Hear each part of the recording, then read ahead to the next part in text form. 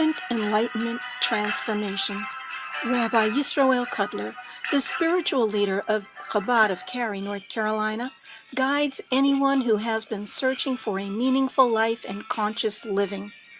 Join our discussions about the mundane, our daily activities, and then infuse every day with a spiritual twist from the inspired sages of the Talmud and Jewish mysticism, which many call Kabbalah.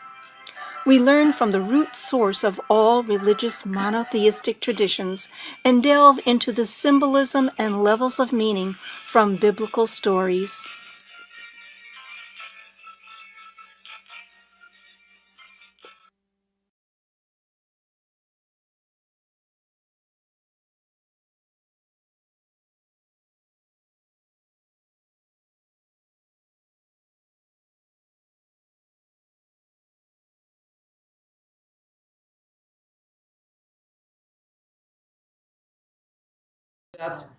Baruch atah Adonai Eloheinu melech haolam asher kadishanu b'mitzvotav v'tzivanu al divrei Torah. And the blessing on the bagel, Baruch atah Adonai Eloheinu melech haolam hamotzi lechem min ha'aretz. And the blessing on the study of Torah is very relevant to Chanukah. And the reason is, tradition tells us that the Greeks, what bothered them the most, and I shouldn't say Greeks, Syrian Greeks. Ever see that? It's always the Syrian Greeks. Why? So just a little history. Alexander the Great, believe it or not, was decent to the Jews. Right. He was decent to the Jews, and he let the Jews live. Now, certainly there was a certain amount of influence that Hellenism had, but it was just sort of automatic. He did not bother the Jews. He did not invade Jerusalem. There's a story in the Talmud how that came to be. They were so appreciative of that Alex became a Jewish name afterwards. Or Alexander. That's what the Jews told him. In tribute to the fact that you spared us, we will name our children after you. And up until today, there's a decent number of Jews with that name. So that's just an interesting tidbit. Cool. Very cool. That's, It was after he died, and maybe others will be a bigger, history buff than I am, that his kingdom was divided into different regions. And one region was the Syrian Greeks, but there were other Greek armies in other parts. That's why throughout the Chanukah story, you'll always hear the Syrian Greeks, and that was the one that was the dictator that wanted to impose by force Hellenism on the Jewish people. But that only happened after Alexander the Great had passed away. But in any event, one of the things that bothered them was study of Torah. That was one of the no-nos. But it was specifically study of Torah that was connected to a sacred study. That's what bothered them. Meaning that the Greeks also appreciated, thank you so much, they were a cultured people. They did not mind culture. They didn't mind history. So if Jews were to study Torah as no more than another book on the shelf, so be it. If they were to critically study it the same way as something else, not a problem. But don't give me this idea that it is holy. Don't give me this idea. You ever see what happens if a chumash falls to the floor, a Bible falls to the floor? Tradition is? Pick it up and kiss it. You kiss a novel when it falls to the floor? No. So the notion of holiness of Torah, that is what bothered them. And this is actually, even in the prayer that we say on Chanukah, we don't have it in the text today, but it says that they forbade the study of your Torah. Yours as in God's Torah. So when we begin a Torah study and we say the blessing on the Torah, which acknowledges that this isn't just history, but there's a holiness to it, that is very much in the spirit of Chanukah in any event. So Chanukah happens 2,200 years ago or so, and it immediately is celebrated afterwards as a holiday. So it says the very next year they established it as a Jewish holiday. I can't tell you that jelly donuts started right away, or dreidel started right away, or latke started right away. Some of the traditions developed over time. Present certainly is a recent phenomena that was borrowed from some other traditions. Gelt was always Jewish. Gelt, money. And by the way, one of the reasons for that, I was telling my class, they liked this, was to educate children in the value of money, saving, giving. So when you give money, there's choice involved, there's education. When you give a gift, that's what it is, you know. Today, others will say the opposite. They'll say money is so generic, thought goes into it, But originally, it was Chanukah geld.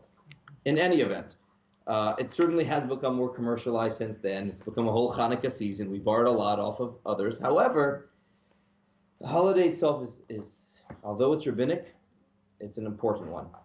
And I will say that we wouldn't be here studying Torah today if not for Chanukah. Is it true that they say that holidays that will be observed when Moshiach comes is going to be the rabbinic ones, the Hanukkah and Purim? What the meaning of that is the other ones will no longer stand out because of the holiness of every single day. The other ones won't be a big deal. There's something about Purim. It says even more than Hanukkah, Purim. But that's for another discussion. Why Purim?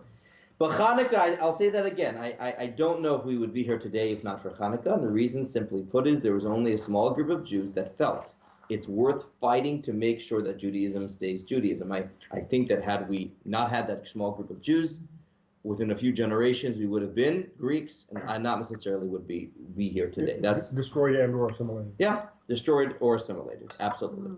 Absolutely. So it is important to know that although today it's commercialized and today it's become very physical, it started as a very spiritual celebration. Okay, this is the key text in the Talmud about Chanukah, and when we study this text, and it's a famous debate between Hillel and Shamai, I want you to keep in mind when they argued about this. Hillel was born, 55 years after the Chanukah story.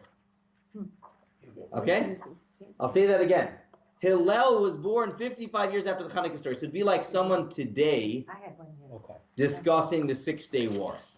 Just to give you, Six-Day War this year celebrates 50 years since the Six-Day War in 1967. Amazing. That's amazing. We're going to have a class, the jail line this spring will be 50 years since then. It'll be about that. But just, I know I feel old. Not old. Yeah, you're making me feel old too. But in any event, it's 50 years it's a decent amount of time, but it's not ancient history. So when we have Hillel and Shamai arguing about the Chanukah traditions, this was in the century after Chanukah. At that time, there were still different ways of doing the tradition. The halacha was not fixed one way. Chanukah does not get its own tractate in the Talmud. It's a few pages within Tractate Shabbat. How do you think it comes up? Lighting Chanukah candles. Absolutely. It talks about Shabbat candles and which candles are you allowed to use for Shabbat. And then immediately afterwards, it talks about what you can use for Chanukah, and that sort of segues into the Chanukah discussion. Different than the other rabbinic holiday, which took place a few hundred years before Chanukah, which was Purim, which has an entire book. And there's some discussion why that would be. One, and we'll dive into the text in a moment, one theory is when they wrote down the oral tradition, they didn't want to write down the oral tradition. They only wrote it down out of a fear of it being forgotten. Chanukah was so fresh. It just happened. They didn't write it down until later in the second era where they had it in the Gemara in Tractate Talmud. In any event, here's the text. Again, 55 years, 100 years after the story of Chanukah. Judy, why don't you begin? The Talmud writes. The debate had a light. Here goes. Yes. Our rabbis taught page 208. Our rabbis taught the mitzvah of Chanukah demands one light for a man and his household. Those who beautify the mitzvah kindle a light for each member of the household. No one does this today. Keep on reading. And concerning those who beautify it, more than that, Beit Shammai says, on the first day light 8, and after that gradually reduce. But Beit Hillel says, on the first day 1 is lit, and thereafter they are progressively increased. Okay. So we've done this text here before. What I find fascinating is I don't know of another mitzvah where all Jews do the supreme way of doing the mitzvah. Maybe in the old days it was expensive, it was hard to come across candles. They would light one candle in the house. And if you really wanted to do it well, depending on how many family members were in the house. Only the third way Do we say it's 1, 2, 3, 4, 5, 6, 7, 8, or 8, 7, 6, 5, 4, 3, 2, 1? The commentators ask a question, by the way, on this Talmud. What do you think it is? It's about the third one. Meaning we have opinion 1. We have the basic mitzvah. Then the better option, it's like the gas station, right? There's regular, then there is plus, and then there is premium. So regular is 1. Plus is 1 per family member. Premium is increase every single night. So what's the question? Is 3 over 1 or is 3 over 2? Do you light 1, 2, 3, 4, 5, 6, 7, 8 per family, or does every family member light their own menorah?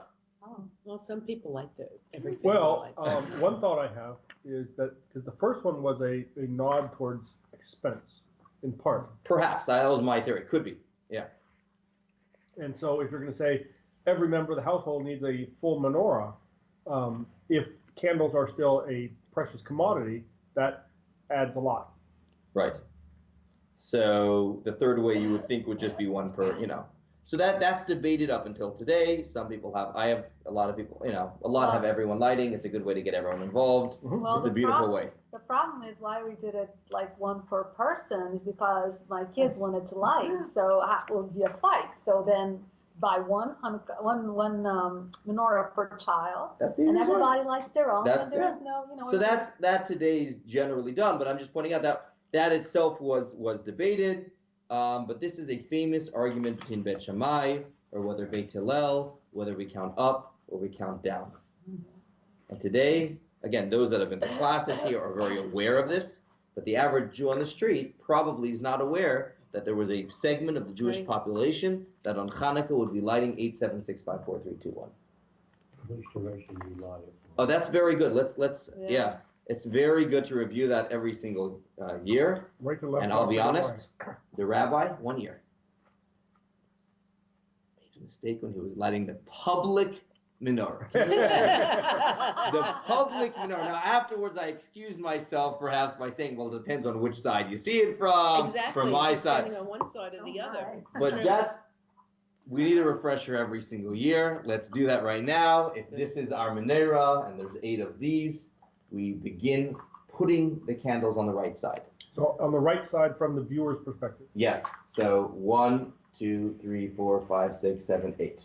So on the first night, there's only 1 on the right side. The next night, yeah.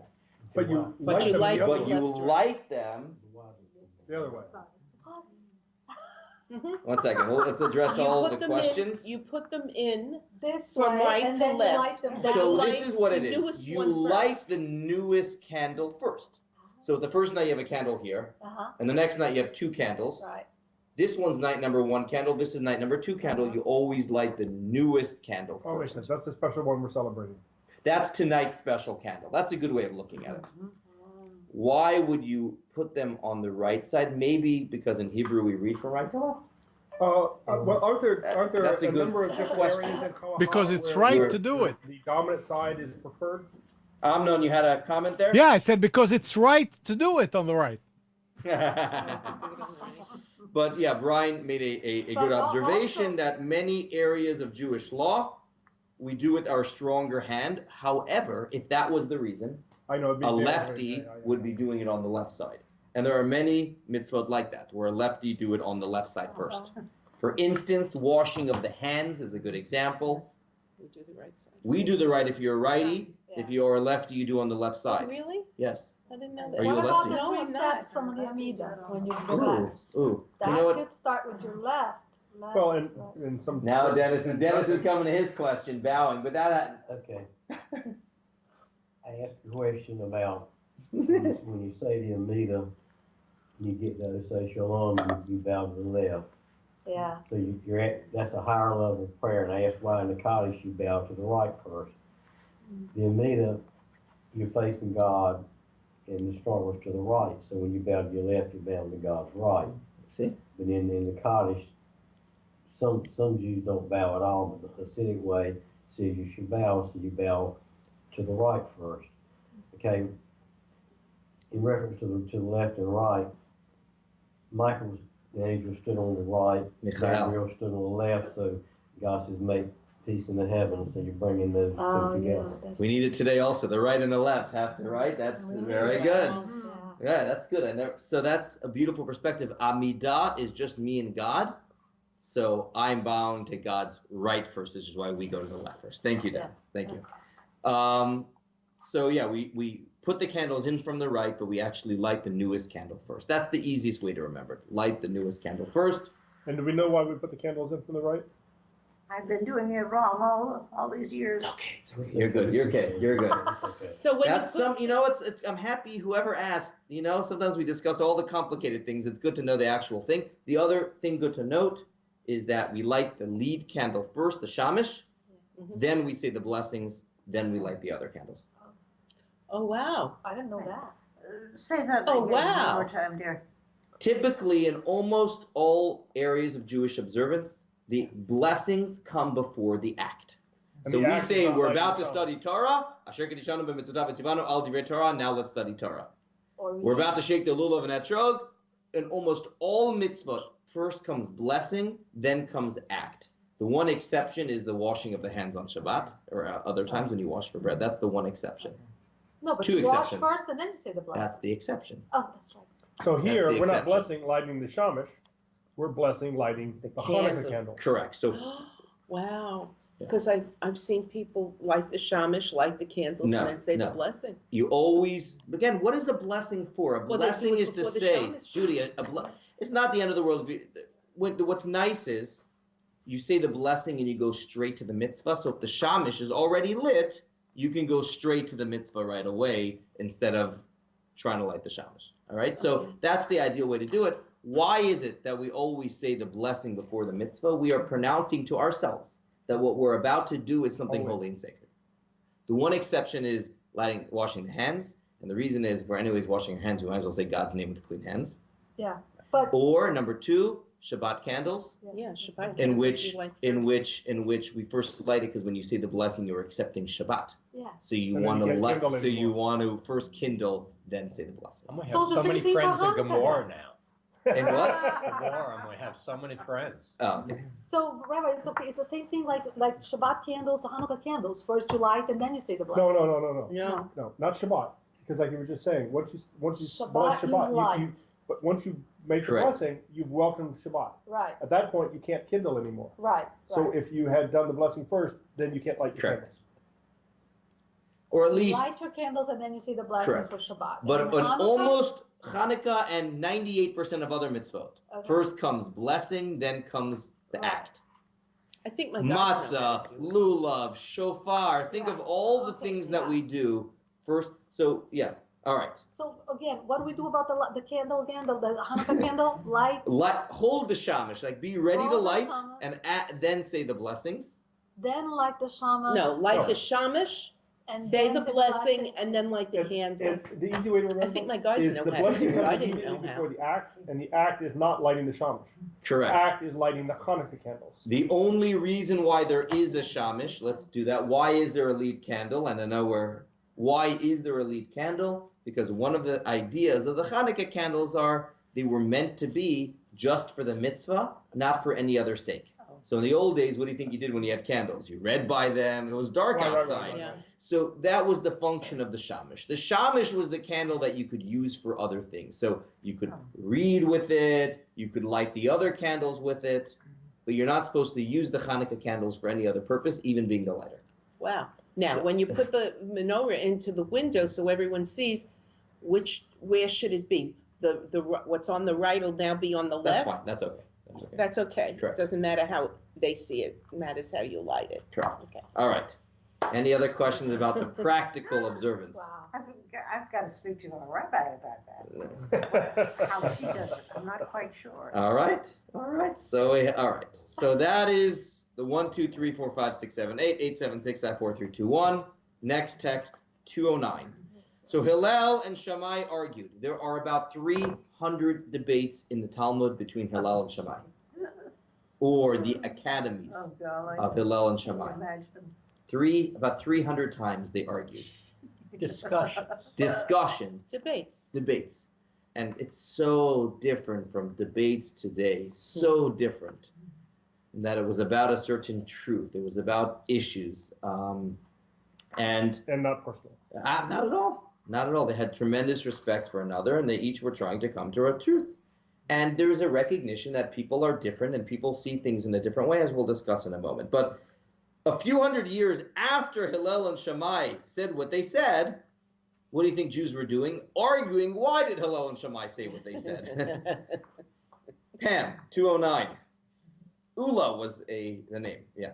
Ula said, in Israel, two scholars, Rabbi Yossi, the son of Avin, and Rabbi Yossi, the son of Zevida, argued.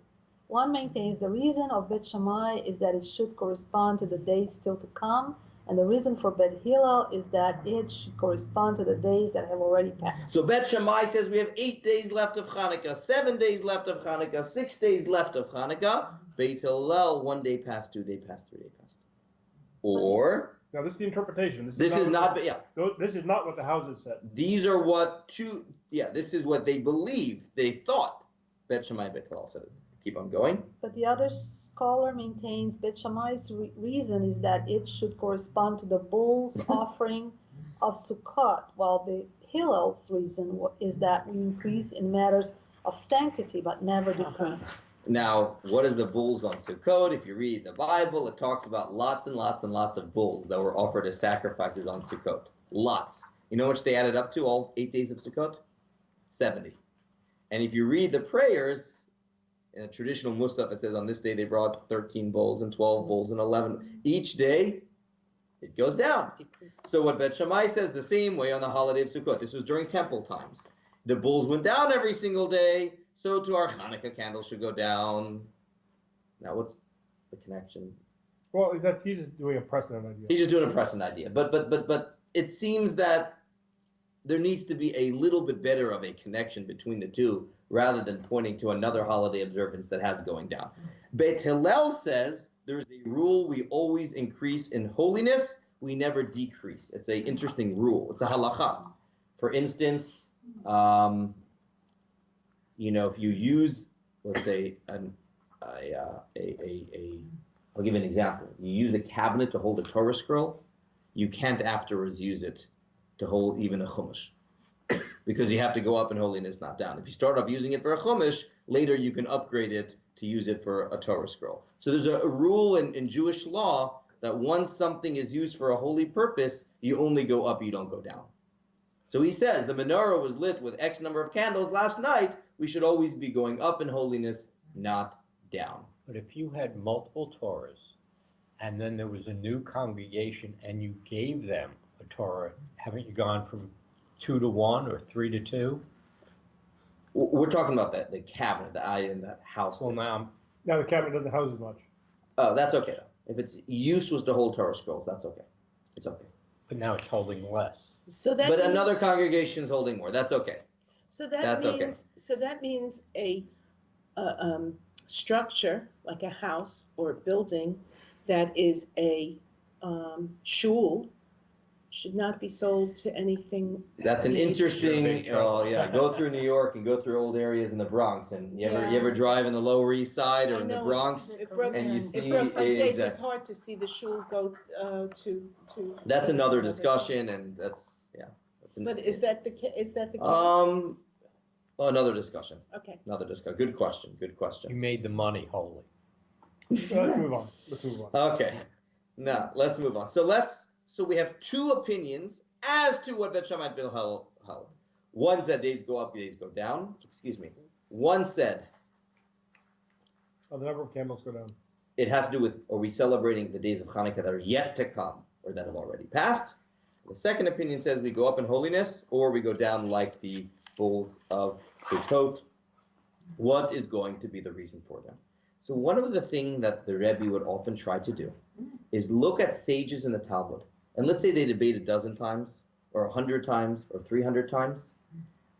The Rebbe was of the opinion they aren't having random arguments in different places. But if you really, really knew Torah well, you would be able to see a common thread in their reasoning throughout. Now, that's hard to do. Well, that makes a lot of sense, because you'd think that Shammai and Hillel are working from a basis. Correct. And they're consistent in their overall view. Correct. Correct. The question is, what is that? So Bet Shammai, Bet Hillel, people may be aware that Hillel was always soft. No, Hillel was always kinder and softer, more compassionate. And Shammai was and we have many examples of that. We just did this text in the JLI, so I don't want to spend too much time on it, but text 2 briefly. Yep. It happened that a certain non-Jew came before Shammai and said to him, "Convert me on the condition that you teach me the whole Torah while I stand on one foot." Thereupon, he chased him away with the builder's measuring tool that was in his hand. I was curious about the builder's measuring tool. Yeah. The same fellow came before Hillel, and Hillel converted him, saying, "That which is despicable to you, do not do to your fellow. This is the whole Torah, and the rest is commentary. Go and learn it."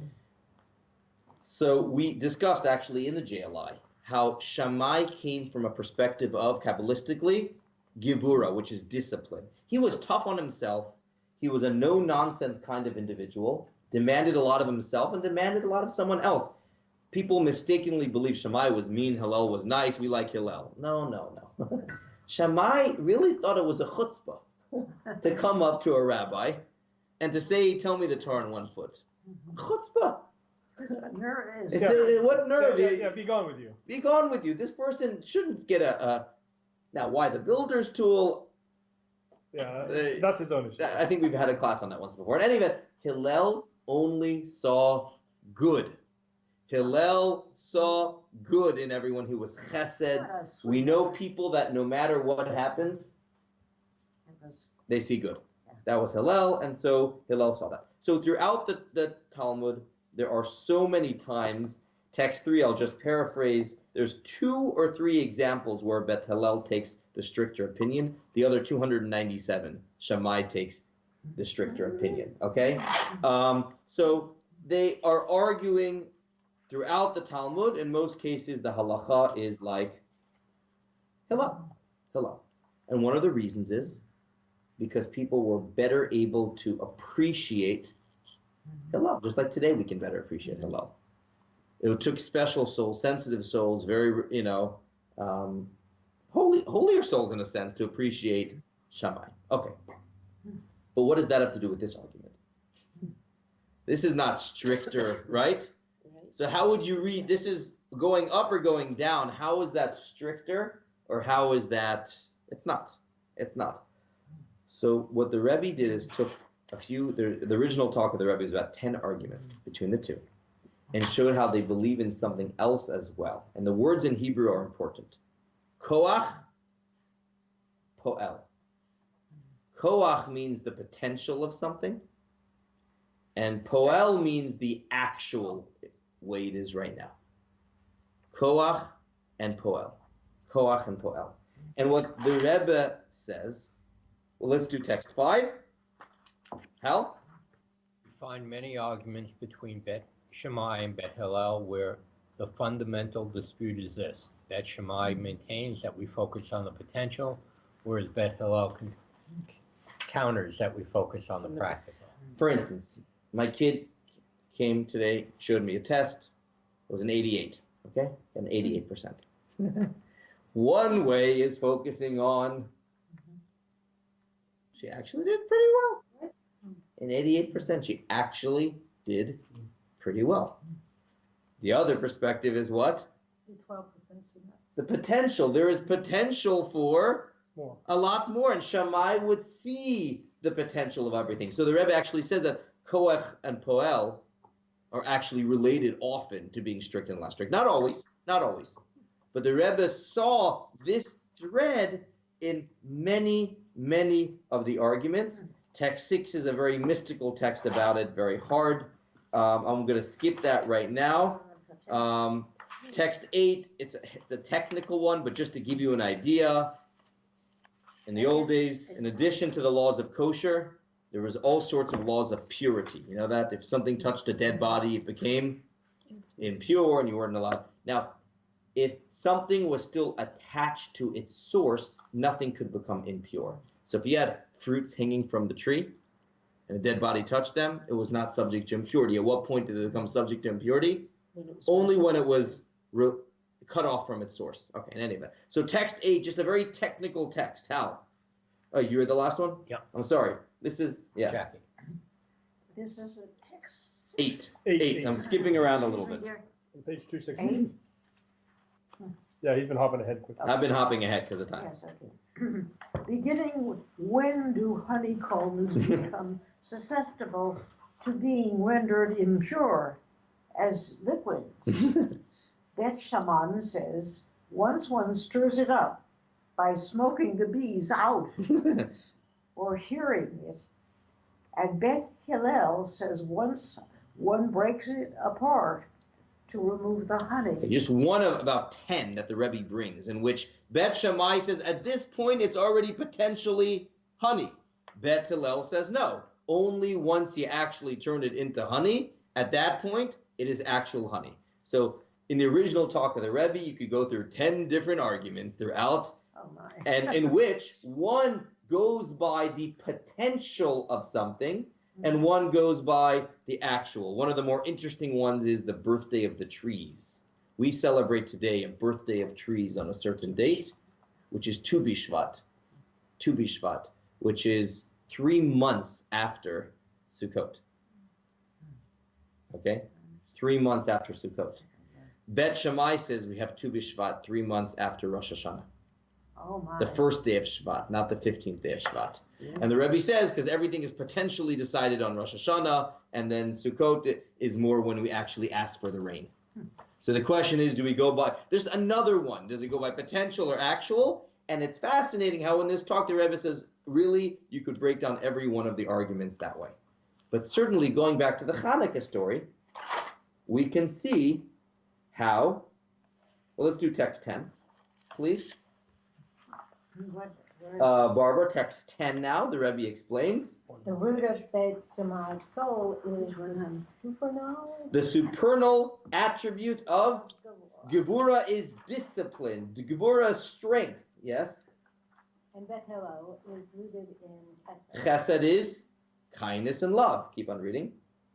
And Bet Shammai is stricter, and Bet Hillel is more lenient. Mm-hmm. Gevura is generally associated with concealment, while Chesed is generally associated with revelation. Accordingly, Bet Shammai focuses on the potential, and Bet Hillel focuses on the practical. The potential is the concealed state, while practical is the revealed. All right. So when I say you got an 88%, I'm focusing on the actual. I'm focusing on that which was revealed, that which actually came out. What came out? That my daughter got 88% right. When I focus on the concealment of something, what's yet to be, that is going to be Gevura, which is concealment, so on and so forth. So now we can go back to Chanukah. Bet Hillel says what? How many days have actually passed? Tonight, 1 night has actually passed. 2 nights has actually passed. That is Bet Hillel. Bet Shammai is going to be the potential of something, what's yet to come, the concealment, and that is how many days are left. How many days are left? How many days are left? That goes and explains the first way of understanding the argument between Shammai and Hillel. What was the second way of understanding the argument? Do we go up in holiness, or do we go after the oxen of Sukkot? What does that have to do with anything? So the Rebbe gave a very interesting psychological answer to that, and we'll spend the last 10 minutes with that. Chanukah, yeah, question But that first. interpretation didn't come from Shammai and Hillel.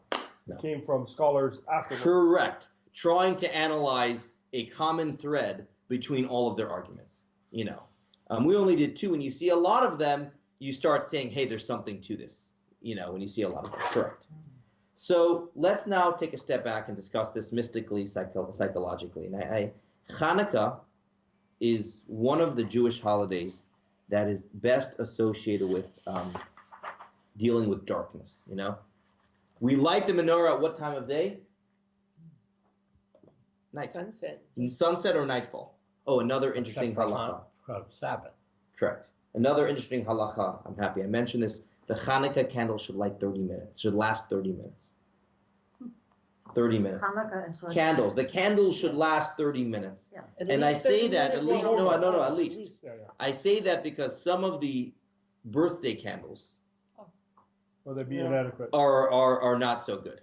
And I this year switched, even these little kits that I gave out, paid another 15 cents for the candle box, and the candles are a wee bit longer, which makes sure they last. But they have to last 30 minutes after night. So you're right, you can light it from sunset, but here's the problem. If you light it from sunset on, Then it's got to gonna last 30 minutes after 40 dark. So 40 minutes or correct. So actually, if you go to New York and you buy it in like religious communities, Hanukkah candles, you'll notice some of them are longer than the other ones. Those are the candles that are meant to be lit on Friday. Because the Friday Hanukkah candles are lit when? Sunset, before sunset. So they have to last, again, every night they have to last 30 minutes after dark. But Shabbos candles aren't they lit after Havdalah for Hanukkah? That's Saturday night. But how about the yeah, Friday No, night? Shabbat. We're talking about the Friday Friday night. evening Hanukkah candles Oh, are lit you can't just light them before the Shabbat at candles. night. So they're meant to last a little bit longer because they got to last. Yeah. Because sunset has not yet occurred. Correct. Another Correct. 18 minutes longer. Well, at least. How- at a dead minimum. How do we get into this? Because Hanukkah candles must be lit at night. That's the mitzvah. Yeah. That is different than the menorah that was in the temple. In the temple, the menorah was lit during the daytime. Difference number two, the temple menorah was lit inside. The Hanukkah candles are meant to be on display outside. That's why we have them by the window or by the door. Because the theme of Hanukkah is different than most Jewish holidays. Most Jewish holidays have to do with the home. It has to do with making sure that which is in our domain is holy. Hanukkah has to do with what? Being on the offensive outside. There's a fundamental difference. That's why Chabad's very into the public menorahs, publicizing the miracle. It has to do with there's a dark world that still needs a lot of work, and it's our job to do that. It's different than most Jewish holidays. We don't say the theme of Passover is about experiencing it in our lives. Hanukkah is about taking it outside. So Hanukkah is about lighting up the darkness, and that is because during the festival of Chanukah, there was a tremendous amount of darkness with the Greeks, and they had to fight it. So the Rebbe says Bet Shammai and Beit Hillel could be understood in psychological terms as well. How to deal with darkness inside of us. This is the last 5 minutes here, okay? We all have demons, we all have darkness, we all have issues, we have problems. We have an animal soul, and none of us, at least I can only speak for myself, are perfect. We're still a work in progress. So the question is, how to deal with that? So even in the last century, there's different schools of thought in dealing with a person's darkest parts, okay? And I'll put it in this way. Before we get to Hillel and Shamai, I'll talk about in this century, Freud and Skinner, okay? Freud was very much all about psychoanalysis, right? Analysis. Find out where is it coming from. You have to sit down. You're not just acting this way because something hits a trigger. You're acting this way because when you were a child, this happened. Or in your upbringing, this happened. Your mother did this. You saw this. God forbid this happened to you. You really have to get to the root of something, and unless you get to the root of something, you will never be able to truly overcome that problem. And that is one way of dealing with our issues. Hours and hours of speaking to ourselves or a therapist or a friend and trying to understand, why am I acting this way? That's one way. That's one way. A second way, and Skinner says, happiness is found in the do's and the don'ts. In other words, don't make yourself meshugah. Don't make yourself crazy. Don't make things so complicated. What do you got to do?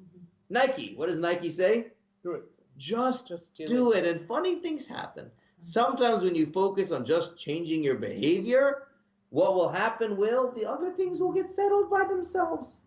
Whether 100%, whether 50%. But don't spend so much time digging all of that up. Just focus on the action. Just focus on the reality in front of you, you know. So what would be a more... It's funny that Freud was Jewish. I don't think Skinner was. He was not. But Skinner is saying the purpose of mitzvahs. Just do it is more important than Oh, well, if I asked you which one is a Jewish approach, you're saying just do it? I mean, is that what you're saying, Hal? Well, you rather do the mitzvah than go, well, let me think about it, let me think of the perfect way, and you never get to do it. Well, the doing is more important. Okay. Is there ever a time to do the other? Of course there is. Right?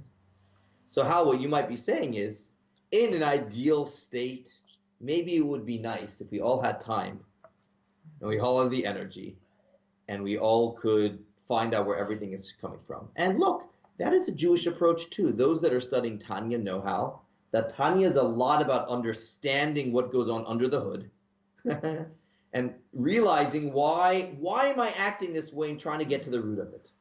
However, we can't wait, as you said, Hal. If we procrastinate doing good until we got everything settled, then guess what? We won't be doing anything as well. So this is something that the Rebbe wrote, text 11a, and the Rebbe wrote this in a private letter. I don't think the Rebbe said the words Freud and Skinner, but here goes. 219. Where are we up to in the reading? For some, the Yetzer Hara means the evil inclination. May have contaminated his inner sanctuary, and he now wishes to purify himself and enter under the canopy of divine grace. According to Bet Shamai, the first thing he must do is to move away from negativity, to remove the evil from your midst. When starting out, the evil is in its full strength and therefore warrants supreme effort and abundant light. As the days progress, the evil decreases and thus less light is needed. So Bet Shammai always is the stricter approach, and he's saying you got to get rid of all your mishigas. And in order to get rid of your evil, you got to, it's the hardest at the beginning.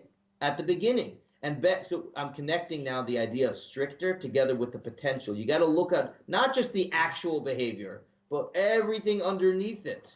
So this is the way the Rebbe is again, studying Bet Shammai and Beit Hillel. When the evil is at its full strength, you have to fight so hard. And there's an example, he compares it to Sukkot, and I'll skip that text on the other hand. However, the Rebbe then continues 220, 11c, Judy. Beit Hillel, however, holds that first one must enter the canopy of holiness, despite the fact that evil is prevalent inside him. He should begin divine service by doing good things, and one mitzvah leads to another, ascending in holiness little by little, gaining strength until the evil is completely So we do a eradicated. mitzvah and we feel good, we build on our successes, and the next day we do another mitzvah and another mitzvah. That's what Bet Hillel means. We go up in holiness. And hopefully some of those issues will go away by themselves. And even if they don't, guess what? We've made the world a much better place by us doing good. And therefore, what is the halacha in accordance with? What is the verdict? Halacha is in accordance with Bet Hillel, text 12. Halacha, this is from the Code of Jewish Light, the Code of Jewish Law. How many candles should we light on the first night? 1, so on and so forth. So on. Okay. Here he says only one per. This opinion was only one menorah per household, but many people don't do that. What is Chabad test? Many. Either one's fine. Either one. We have all my kids light. In any event, I want to finish with a story. Oh, but here when it says one should not light more, is that in reference to the number of candles of the night? But now that we represent those in the menorah itself, good. If you have multiple menorah, good. Menorah. Well, anyway. Good. What Brian is pointing out, it might be that the reason he says don't light more per candles is that if you have a bunch of candles by the windows, people can't tell what night of Chanukah it is. If, however, we have a menorah that is, this menorah is here, and then there's another menorah here, and another menorah there, it's on clear display how many nights of Chanukah there was. See, presumably in the old days, people didn't have these nice little menorahs. They just lined up candles. And you can do that today also. You can just line up candles, and that works. There's nothing about having to have a menorah. So that might be the reason why the Code of Jewish Law says that. So that's a little bit about the laws, the observances, and Bet Hillel saying, just do it. And you'll see that when you do good, automatically a lot of the bad will go away because a little light gets rid of a lot of darkness. So happy Chanukah, everyone. Any questions from anyone online, Amnon? Nope. All right. Very, very good. Happy Chanukah. Happy Chanukah to everybody. And for anyone listening, we have a menorah lighting, a public menorah lighting next Monday night for those in town. Monday, I thought it was Sunday. Monday. The 26th. 26th. 26. Oh, okay, you're right. The 26th, Monday night, the lighting will be at 5 in downtown 5 Apex. So the usual. this one is Apex, not in Cary. But it's the same one. Same one last year. The mayor of Apex will be there, and this year we'll have a menorah carved out of ice. Wow. All right. Carved out of ice.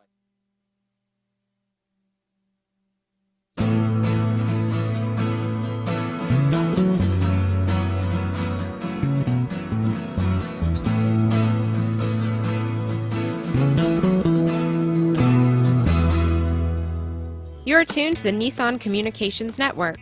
If you tuned in too late, you can always watch each program in its entirety or download an MP3 audio file of it in the archives section on nissancommunications.com. Don't forget to subscribe to our YouTube channel, follow us on Twitter, and like us on Facebook. Sponsored by Atomos.com, makers of quality video recorders and converters, CarolinaApparel.com, and DeltaForce.net.